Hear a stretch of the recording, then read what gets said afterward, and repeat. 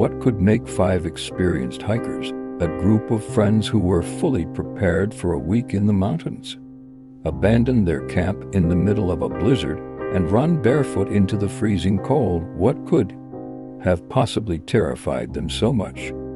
This is the story of a group of students and the sound that swallowed them whole.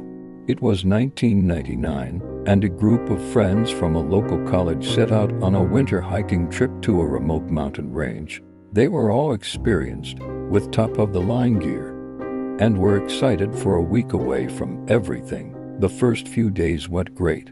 They set up a cozy camp on a sheltered ridge.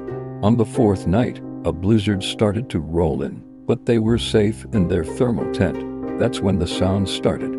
One of the survivors, a guy named Sam, told the police what happened.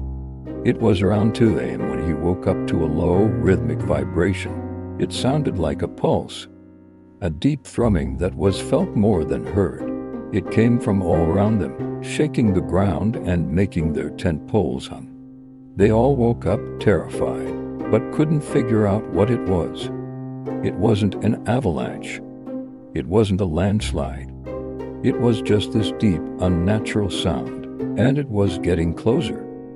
Then, a new sound began. It was a high-pitched, piercing wail, like a scream, but it was just as rhythmic as the pulse. It was almost melodic in a terrifying way. In a fit of pure panic, they tore open the tent flap. The snow was falling, the wind was howling, and the sounds were deafening. One of the friends, Mark, started yelling for them to run. They didn't even grab their coats or their boots. They ran out into the snow in their pajamas. The sounds followed them.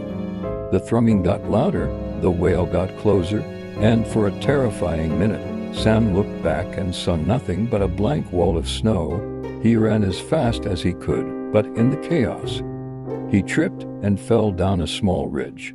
The last thing he saw before blacking out was the faint glow of his friend's headlamps disappearing into the whiteout.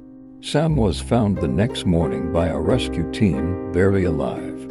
He told them everything, but they were skeptical.